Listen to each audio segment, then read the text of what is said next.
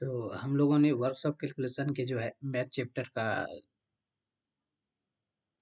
Chapter wise जो है start किए थे, जिससे पहले हम लोगों ने वर्क को जो है कंप्लीट कर लिया था, यानी है ना। तो इस बार जो है हम लोगों का कंप्लीट हो चुका है, यानी फुल वीडियो तकरीबन 1 घंटे का है। सारी चीज़ें डिटेल में और अच्छे से समझाई गई है। अगर आप उसको देखना चाहते हैं तो आपको आई बटन में लिंक मिल जाएगा, या फिर वीडियो के डिस्क्रिप्शन में भी लिंक मिल जाएगा। ठीक है। अगर आप चैनल पे जाते हैं तो प्लेलिस्ट मिला बना होगा एक, वर्कशॉप कैलकुलेशन एंड साइंस के नाम से, तो वहाँ भी जाके आप जो है देख सकते हैं वीडियो को। और इससे पहले साइंस का भी जो है 2 लेक्चर हो चुका है, तो उसको भी देख सकते हैं। और साइंस का भी लेक्चर जो है बहुत जल्द प्रोवाइड कराने की कोशिश करेंगे। अभी फिलहाल मैथ का स्टार्ट कर रहे हैं ना, तो अभी मैथ का दे रहे हैं। तो आपको पता होगा कि वर्कशॉप कैलकुलेशन इसरो के लिए जो है बहुत मायने हो गया है ना। अगर आप नहीं करते हैं तो फिर आपका रिजल्ट नहीं होने वाला है। और कल जैसे मैंने पिछले वीडियो में बताया था, स्क्वायर में बिना फार्मूले पे कैसे आप सॉल्व करेंगे, वैसे भी यहाँ फार्मूला रटने की कोई ज़रूरत है नहीं। ठीक है।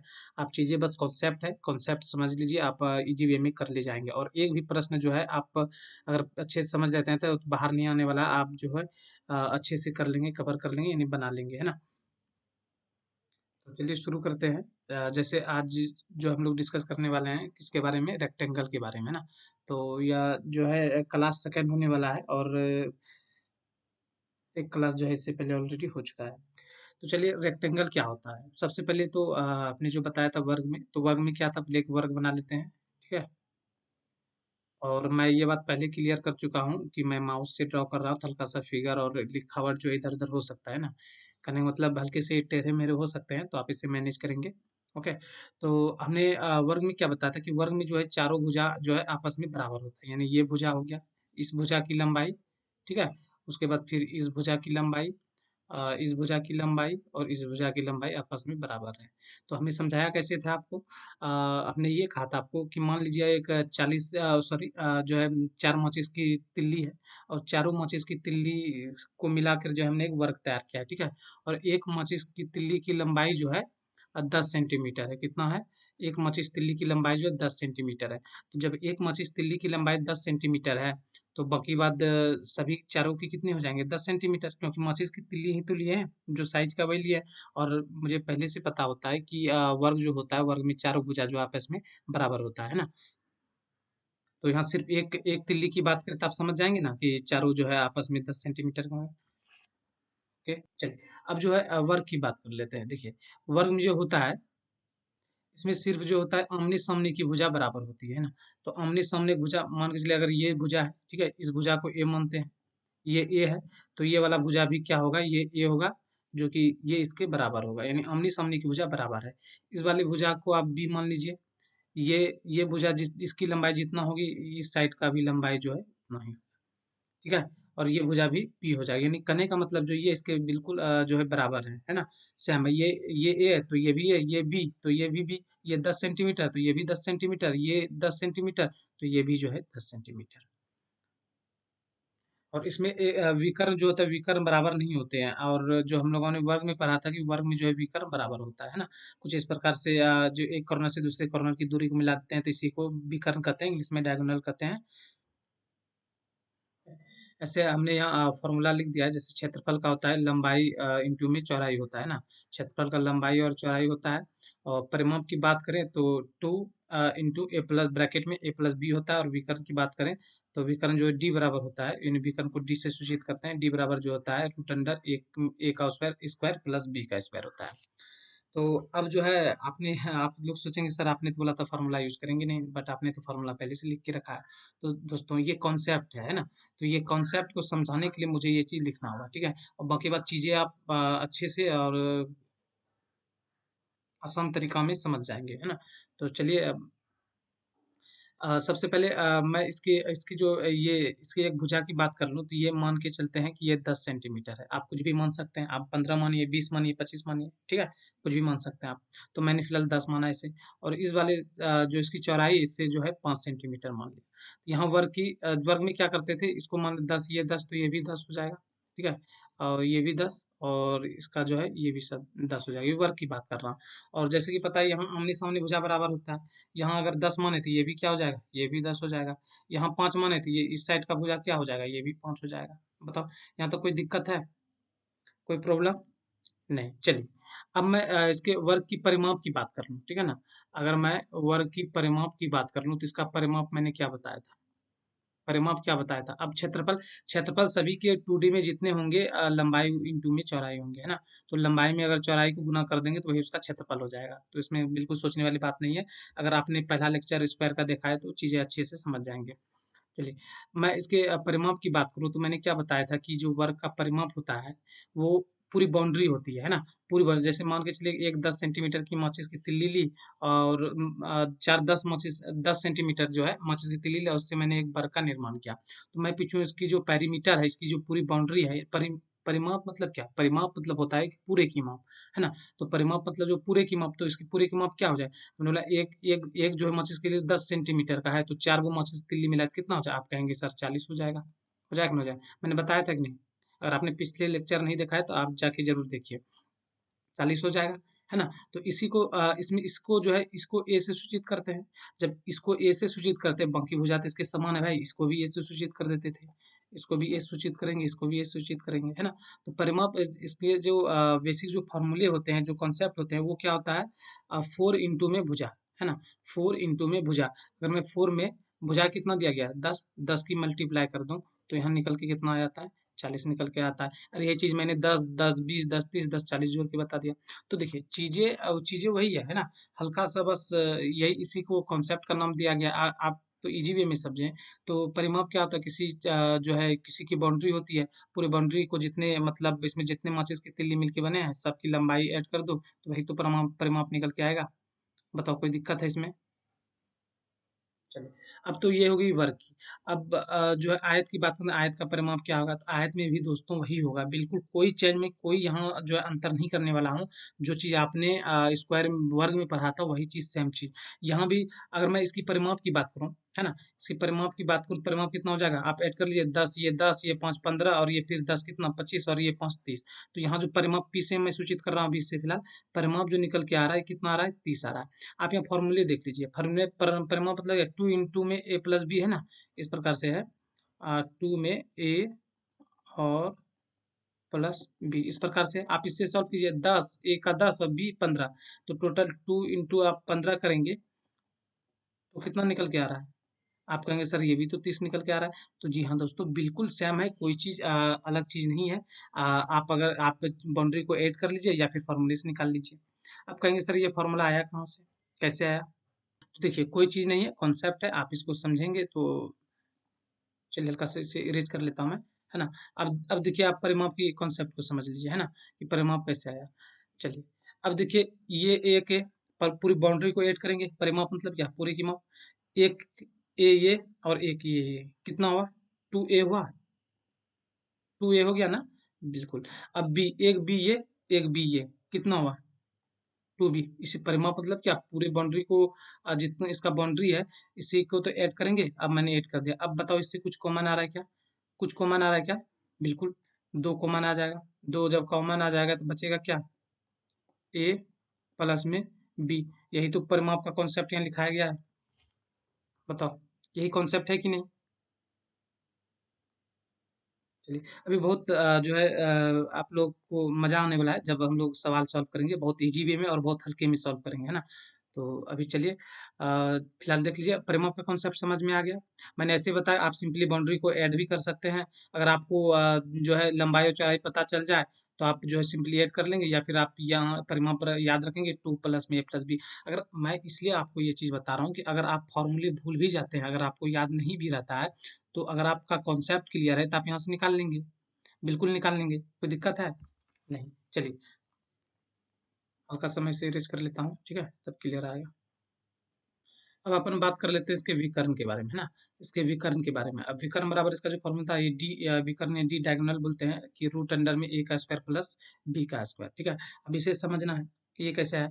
सबसे पहले वर्ग की बात कर रहे थे, वर्ग में विकर्ण जो है निकालने का क्या बताया था कॉन्सेप्ट, देखिए मान के लिए इसे इस प्रकार से कुछ लकीर खींच दे, कैसा टेढ़ा हो रहा है मैनेज करेंगे। तो कुछ इस प्रकार से देखिए ट्रायंगल बन के निकल रहा है। कुछ इस प्रकार से ये वाला निकल रहा है। तो देखिए यहाँ जो इसका लंब जो है कितना पता चल रहा है हम लोगों को कि 10 सेंटीमीटर है। चीज़ें मैंने बहुत अच्छे से समझाया है स्क्वायर में। आप स्क्वायर जाके पहले वो वाला वीडियो देखिए। अगर आप पहली बार ये वाला वीडियो देख रहे हैं तब समझ में आएगा, है ना? और ये आधार दिया गया कितना है 10 सेंटीमीटर। अब बताओ कि इसमें जो है पाइथागोरस प्रमेय लगेगा कि नहीं लगेगा? ये मान के ये कितना, ये लंब का स्क्वायर, ये लंब का स्क्वायर और प्लस ये कितना, ये इसे मान लेते हैं आधार का स्क्वायर और बराबर में क्या हो जाता है, कर्ण का स्क्वायर। बताओ ये वाला कॉन्सेप्ट आप लोग जानते हैं कि नहीं जानते हैं? चलिए अब इसे लंब कितना है 10 है, स्क्वायर करेंगे कितना हो जाएगा 100। आधार कितना है 10 है, स्क्वायर होगा कितना हो जाएगा 100। बराबर में क्या हो जाएगा के पे स्क्वायर हो जाएगा कि नहीं हो जाएगा। अब टोटल इसको इधर लिख लेते हैं के स्क्वायर बराबर कितना हो जाएगा 200 हो जाएगा ना। अब फिर के बराबर कितना हो जाएगा रूट अंडर 200। इसे हल्का सा सॉल्व कर लेते हैं। सॉल्व क्या कर लेते हैं, इसे 100 में गुना 2 कर लेते हैं ताकि हमारा 10 निकल के बाहर आ जाए। कर सकते हैं कि नहीं कर सकते हैं? चलिए अब के बराबर कितना हो जाएगा, यहाँ 100 का जो है 10 बाहर आ जाएगा, 100 का 10 बाहर आ जाएगा और क्या हो जाएगा √2। तो कितना निकल के आएगा विकर्ण जो निकल के आया कितना 10√2। तो इससे क्या समझे दोस्तों कि इसका जो विकर्ण निकल के आया 10√2। तो इससे कुछ बातें मैंने बताया था आप लोगों को पिछले वीडियो में कि क्या समझ में आया कि अगर मैं इसके भुजा में √2 की मल्टीप्लाई कर दूं, √2 की मल्टीप्लाई कर दूं तो वही हमारा विकर्ण निकल के आता है। बताओ बताया था कि नहीं बताया था मैंने कि इसके जो है भुजा में अगर √2 की मल्टीप्लाई कर दें तो वही हमारा विकर्ण निकल के आता है। अब भाई हम सबसे पहले भुजा पता कर लेते थे, बाकी बात जो भी था √2 की मल्टीप्लाई करते, यही इसका कॉन्सेप्ट होता था। √2 और गुने में भुजा होता था कि नहीं होता था, होता था। यहाँ भी सेम कंडीशन लागू होगा, है ना? यहाँ भी जो है सेम कंडीशन लागू होने वाला है। अब देखिए इसका ये कुछ यहाँ से विकर्ण खींचे तो कुछ इस प्रकार से जो है ट्रायंगल बन के आ रहा है। कुछ इस प्रकार से ट्रायंगल ये वाला बन रहा है कि नहीं, आप इसे देखेंगे तो इससे सॉरी, यहाँ से आप कुछ ऐसे देखेंगे तो हल्का सा समझेंगे फिगर ऐसे तो। रुकिए 1 मिनट मैं सही कर लेता हूँ ना। ये समझिए इसमें जो है कुछ इस प्रकार से बन के आ रहा है। अगर मैं यहाँ से लेके ऐसे अगर देखूँ तो कुछ जो है इस प्रकार से बन रहे हैं ना, कुछ इस प्रकार से ट्रायंगल बन रहा है। अब यहाँ इसका जो है लंब दिया गया है, ये कितना है 5 दिया गया। उसके बाद फिर जो है इसके नीचे देखिए यहाँ आधार दिया गया है 10 दिया गया है, ठीक है। सेम अब सेम चीज कॉन्सेप्ट लगा देंगे जो यहाँ लगाए थे। क्या हो जाएगा लंब लंब का स्क्वायर कितना हो जाएगा 25, 5 में है 25 और प्लस में जो है फिर यहाँ जो है आधार का स्क्वायर कितना हो जाएगा ये हो जाएगा आपका 100 हो जाएगा और बराबर में जो है के का स्क्वायर हो जाएगा, है ना। अब फिर इसको जो है के बराबर में लिख लेंगे ऐसे, के स्क्वायर बराबर में लिख लेंगे कितना हो जाएगा ये 125 हो जाएगा। 100 और प्लस 25 कितना हो जाएगा 125 आएगा। और के बराबर क्या हो जाएगा ये रूट के अंदर में जो है हो जाएगा आपका 125, है ना। अब इसे जो है हल्का सा छोटा कर लेते हैं तो इसे 25 इंटू में 5 कर देते हैं, है ना। यहाँ से कर देते हैं तो यहाँ से क्या हो जाएगा, यहाँ से जो है के बराबर लिख लेते हैं। के बराबर यहाँ से जो है 25 का क्या हो जाएगा 5 बाहर आ जाएगा और क्या होगा √5, ठीक है। ये हो जाएगा ना। तो यह हमारा क्या निकल के आता है, यह हमारा विकर्ण निकल के आता है, ठीक है। तो आयत का जो रेक्टेंगल का जो विकर्ण है यह निकल के आ जाता है। और यही चीज जो है यहाँ दिया गया, यहाँ देखिए डी का स्क्वायर, ठीक है। मान के चलिए यहाँ डी, ये इसे डी डायगोनल बोल सकते हैं ना, ये जो है इसे डी बोल देंगे डायगोनल। यही जो है डी का स्क्वायर बराबर, ठीक है, लंब का स्क्वायर यानी ए का स्क्वायर प्लस जो है फिर बी का स्क्वायर, ठीक है। यही चीज को यहाँ जो है जो विकर्ण के कॉन्सेप्ट के रूप में दिया गया है। यानी डी बराबर आप लिख सकते हैं ना ए का स्क्वायर प्लस बी का स्क्वायर, ठीक है। तो चीजें जो है ये आसान है, ठीक है। आप कॉन्सेप्ट याद रखेंगे तो अच्छे वे मतलब इजी वे में जो है आप इसे कर सकते हैं। तो बाकी बात इसकी जो क्षेत्रफल होता है वो लंबाई गुना चौड़ाई होता है, आप इसे नोट कर लेंगे, है ना। तो हो सके ये आपका कम में आ जाए, इसे याद कर लेंगे। बाकी बात तो कॉन्सेप्ट मैंने समझा ही दिया है ना। तो अपन चलते हैं अब जो है सवाल की ओर। चलिए पहला नंबर का सवाल है, एक आयत की लंबाई तथा चौड़ाई क्रमशः 40 मीटर तथा 30 मीटर है। आयत का क्षेत्रफल एवं विकर्ण क्या होगा? ठीक है, विकर्ण फाइंड आउट करना है। तो मान के चलिए ये जो है कोई आयत है, इस प्रकार से हमने बना दिया। ठीक है, एक मिनट, ये आयत है ना। तो इसका इसकी क्या हुआ, लेंथ और जो है बर्थ दिया हुआ है, यानी जो है लंबाई और चौड़ाई दिया गया है। लंबाई कितना दिया गया है, लंबाई जो है 40 मीटर और जो चौड़ाई वो कितना 30 मीटर दिया गया है। इसका ये विकर्ण, ये जो है ये विकर्ण क्या होगा, इसके बारे में पूछा गया कि ये क्या होगा, है ना।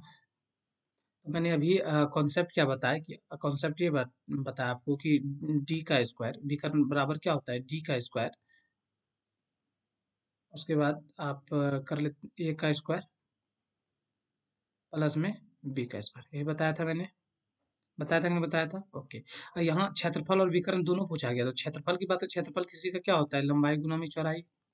हाँ, लंबाई गुने में चौड़ाई, तो 40 गुने में 30 कर देंगे तो कितना निकल के आएगा, 1200। ये हमारा क्षेत्रफल हो जाएगा। और विकर्ण का कॉन्सेप्ट ये है, तो डी डी जो होता है इसे डी इससे सूचित करते हैं, यानी डायगोनल यानी विकर्ण को। तो डी बराबर यहाँ करेंगे, रूट अंडर में आ जाएगा, स्क्वायर हटेगा भाई, रूट में आएगा ना, बिल्कुल। और उसके बाद फिर क्या हो जाएगा, 40 का स्क्वायर प्लस में बी कितना है, 30 का स्क्वायर। ठीक है, अब 40 का स्क्वायर कितना हो जाएगा, 40 का स्क्वायर हो जाएगा कितना, 1600 प्लस 30 का स्क्वायर कितना हो जाएगा, 900। और 40 और 900 सॉरी, 1600 और 900 कितना निकल के आ जाएगा, 2500। ठीक है, 2500 को रूट से बाहर करेंगे तो कितना निकल के आएगा, 50। तो डी बराबर हमारा कितना निकल के आएगा, 50। तो ये चीज पूछा गया था कि क्षेत्रफल और विकर्ण क्या, क्षेत्रफल 1200 और जो विकर्ण निकल के आया है वो कितना निकल के आया है, 50 आया। ठीक है, बताओ इसमें अब किसी को कोई दिक्कत, कोई प्रॉब्लम है, एकदम सिंपल है। ओके, अब आप पूछेंगे कि सर आपने स्क्वायर डायरेक्ट कैसे, तो दोस्तों स्क्वायर का बहुत एक शॉर्ट ट्रिक्स है। ठीक है, आप कोई भी स्क्वायर है, ठीक है, 100 के अंदर कोई भी स्क्वायर है आप इजी वे में निकाल सकते हैं। ठीक है, उसे अगर आप लोगों को स्क्वायर सीखना है तो कमेंट में बताइएगा, बता देंगे कि कैसे, इस प्रकार से कि आपने सर डायरेक्ट 2500 है, 676 है, आपने डायरेक्ट कैसे लगाया, ये 50 का स्क्वायर है ना। तो इसका बहुत सा छोटा सा शॉर्ट ट्रिक्स है। ठीक है, मैं जरूर बताऊंगा, अगर आप लोग कमेंट में पूछिएगा तो, है ना, कमेंट करिएगा। अगला 2 नंबर का प्रश्न है। 2 नंबर का प्रश्न है, एक आयत की लंबाई 15 सेंटीमीटर तथा इसका विकर्ण की लंबाई 17 सेंटीमीटर, आयत का क्षेत्रफल क्या होगा। आयत का जो है क्षेत्रफल पूछा गया है ना।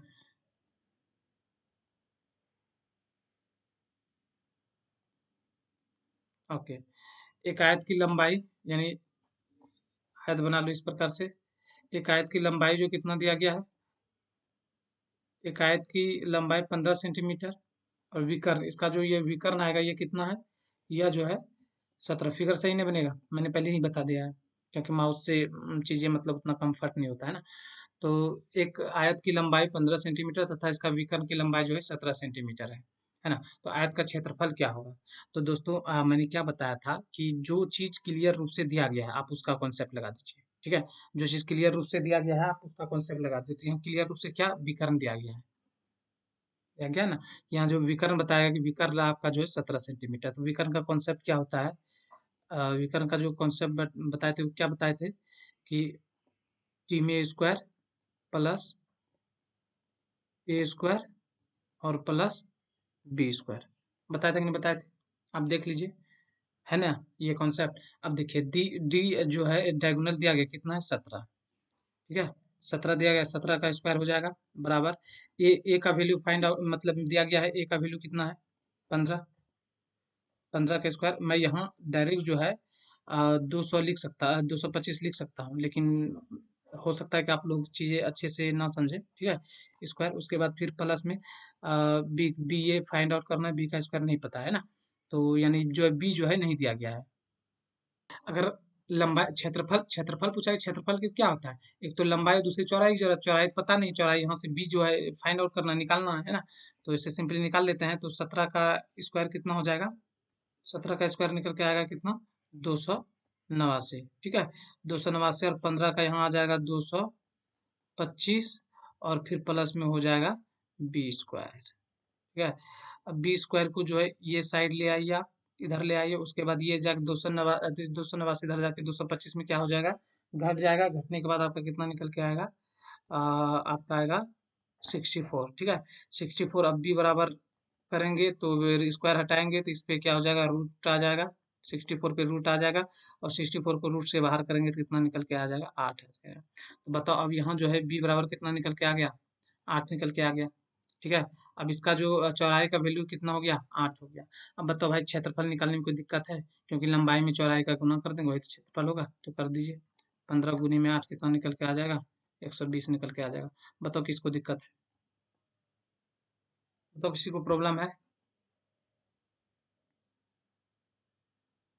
ओके, चलिए अगला प्रश्न 3 नंबर का है। एक आयताकार मैदान का परिमाप 480 मीटर है, इसकी लंबाई और चौड़ाई का अनुपात 5:3 है, तो मैदान का क्षेत्रफल क्या होगा। देखिए एक आयत है, ठीक है, एक आयत है, आयताकार मैदान का जो है पेरीमीटर दिया गया है ना, पेरीमीटर दिया गया, कितना दिया गया है, 480 मीटर। ठीक है, 480 मीटर जो है इसका परिमाप है, इसकी लंबाई और चौड़ाई का अनुपात दिया गया है।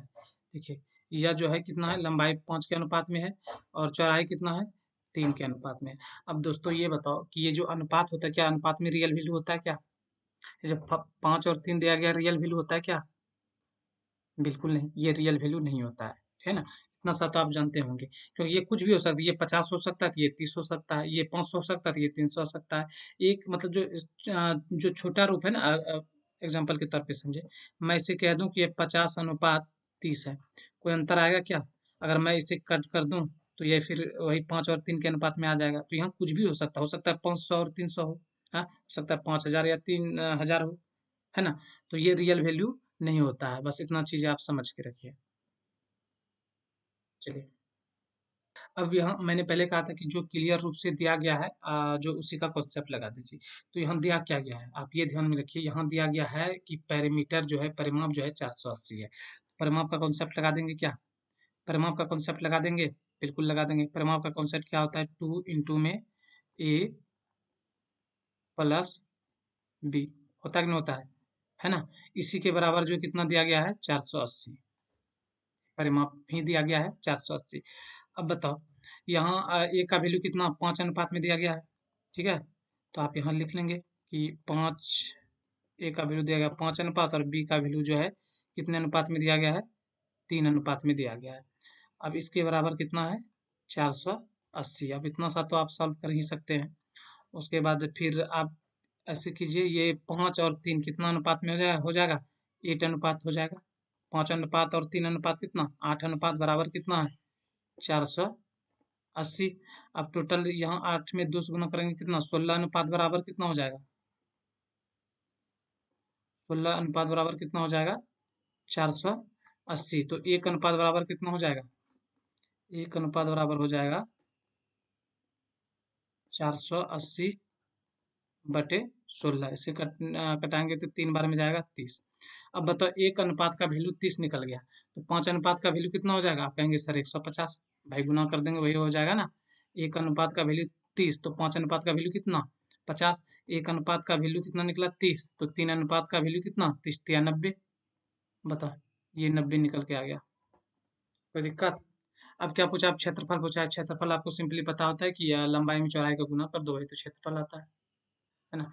तो आप यहाँ जो है 150 में गुना कर दीजिए 90 का, क्षेत्रफल निकल के आ जाएगा, कितना आएगा, 135/00। बताओ किसको दिक्कत है, किसी को दिक्कत है क्या। चलिए अगला प्रश्न है, एक आयताकार प्लॉट की लंबाई तथा चौड़ाई का अनुपात 8:5, यदि चौड़ाई लंबाई से 60 मीटर कम हो तो प्लॉट का परिमाप क्या होगा। एक आयताकार प्लॉट है, आग से बनाइए एकदम। एक आयताकार प्लॉट की लंबाई और चौड़ाई का अनुपात दिया गया है, कितना अनुपात दिया गया है, ये 8 अनुपात में है, और ये कितना अनुपात में है, ये 5 अनुपात में है ना।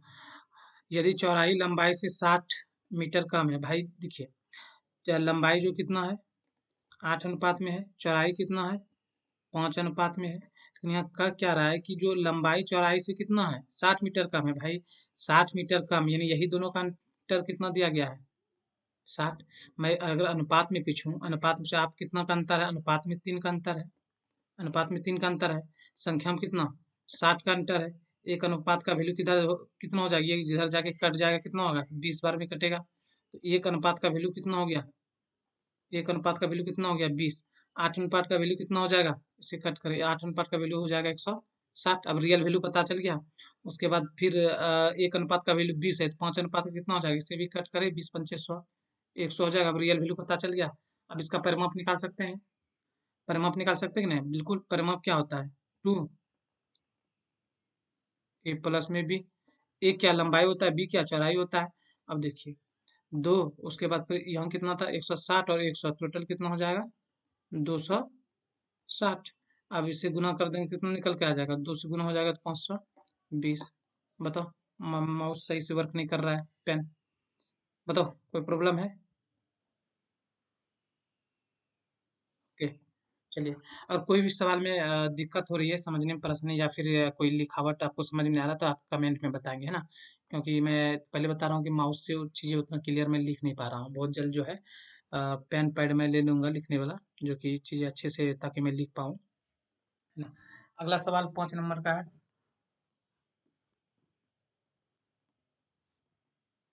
एक आयत का परिमाप बताएं जिसकी भुजा 10 सेंटीमीटर तथा विकर्ण 26 सेंटीमीटर है। ठीक है, एक आयत का परिमाप बताना है इस प्रकार से। इसका जो है विकर्ण दिया गया, इसका विकर्ण कितना है? 26 सेंटीमीटर। और इसकी जिसकी एक भुजा कितना है? 10 सेंटीमीटर। यानी जो है परिमाप बताना। परिमाप के लिए परिमाप का फॉर्मूला क्या होता है? 2 ब्रैकेट के अंदर a प्लस बी होता है। तो सबसे पहले यहाँ जो है हमको चौड़ाई पता करना होगा। तो चौड़ाई पता करने के लिए क्या करना होगा कि जो चीज़ दिया है उसका कॉन्सेप्ट लगाते हैं। क्या दिया गया है यहाँ? यहाँ क्लियर रूप से क्या है? विकर्ण दिया गया है। विकर्ण का कॉन्सेप्ट होता है, क्या होता है? डी का स्क्वायर प्लस ए का स्क्वायर प्लस में जो होता है बी का स्क्वायर दिया गया। ठीक है, यहाँ डी यानी जो डायगोनल तो दिया गया है कितना? 26। 26 का स्क्वायर कर देते हैं। ठीक है, और उसके बाद फिर एक ए का वैल्यू पता है 10। 10 का स्क्वायर कितना हो जाएगा? 100। अब प्लस जो है कितना? बी का स्क्वायर। ठीक है, अब बताओ, अब कोई दिक्कत है यहाँ से बी निकालने में? ठीक है, बी निकालने में कोई दिक्कत है? यानी जो है चौड़ाई निकालने में कोई दिक्कत है? आप लोग निकाल के, और परिमाप का कॉन्सेप्ट तो पता ही होगा। परिमाप परिमाप का कॉन्सेप्ट क्या होता है? 2 प्लस में ए और प्लस बी होता है ना? तो आप जो है इसे निकाल के बताएंगे, फाइंड आउट करके, है ना? तो इसका आंसर क्या होगा, आप लोग कमेंट में करके निकाल के बताएंगे। ठीक है, तो आज जो है हल्का सा टाइम के अभाव में जो है पूरा इसे क्लियर नहीं कर पाए, लेकिन अगले नेक्स्ट वीडियो में इसे क्लियर कर देंगे। ठीक है, उसके बाद जो हम लोग जो है वृत्त पढ़ेंगे, है ना? अगले चैप्टर में जो है हम लोग वृत्त का कॉन्सेप्ट लेके आएंगे और उसे क्लियर करने की कोशिश करेंगे। तो इस प्रकार से सारी चीज़ें जो है आसान और अच्छे से क्लियर कराया जाएगा। आप लोग को कहीं जाने की ज़रूरत नहीं है ना? आप लोग चीज़ें करते रहिए। पूरा मेंसुरेशन खत्म करने के बाद जो है हम लोग फिर जो है रेशियो से पूछा जाता है, रेशियो वगैरह फ्रैक्शन वगैरह स्टार्ट करेंगे, और उसके बाद फिर जो है ट्रिक वो जो बचता है हाइट एंड डिस्टेंस, वो सभी जो सारा चीज़ क्लियर किया जाएगा। बस आप जो है वीडियो में बने रहिए, और जो है जो पहली बार चैनल पे आए, चैनल को सब्सक्राइब जरूर कर लें। चलिए, इस वीडियो में इतना ही।